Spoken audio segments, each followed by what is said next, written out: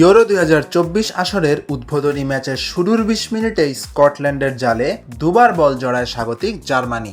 এতে চলতি আসরটা যখন নিজেদের মাঠে, সেখানে জার্মানদের দাপট যে অন্য উচ্চতায় থাকতে যাচ্ছে তারই যেন জানান দিল ক্রুস গুন্দোয়ানরা। প্রথমার্ধেই আরও একটি গোল করে তারা, পরে দ্বিতীয়ার্ধে করে দুটি। এতে 10 জনের স্কটল্যান্ডকে 5-1 ব্যবধানে উড়িয়ে ইউরোর মিশনটা ভালোভাবেই শুরু করলো নাগেলসম্যানের দল। শক্তি, সামর্থ্য, পরিসংখ্যান, অভিজ্ঞতা সবকিছুতেই স্কটিশরা জার্মানদের চেয়ে ঢের পিছিয়ে। জার্মানি যখন 3বারের ইউরো চ্যাম্পিয়ন, সেখানে এর আগে কেবল 3বার ইউরোর মূল পর্বে খেলেছে স্কটল্যান্ড। মিউনিখের অ্যালিয়ান্স এরিনায় ম্যাচের 10ম মিনিটে জোশুয়া কিমিখের পাস থেকে বল জালে জড়ান স্বাগতিকদের এগিয়ে নেন ফ্লোরিয়ান ভির্টস।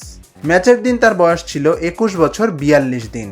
এতেই বায়ার লেভারকুজেনের এই তরুণ মিডফিল্ডার নাম লিখিয়েছেন রেকর্ড বুকে।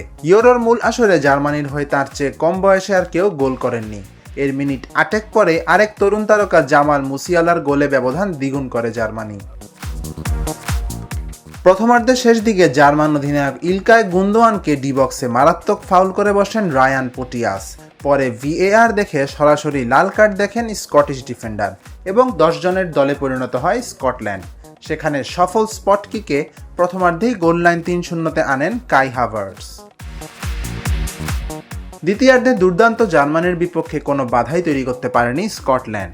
68তম মিনিটে চতুর্থ গোলটি করেন নিকোলাস ফুলগ্রুগ এবং যোগ করা সময়ে শেষ গোলটি করেন এমরি ক্যান। এদিকে ম্যাচের 87তম মিনিটে একমাত্র গোলটি শোধ দেয় স্কটল্যান্ড, সেটিও আবার জার্মানদেরই সুবাদে। নিজেদের জালেই বল জড়িয়ে বসেন জার্মান ডিফেন্ডার রুডিগার।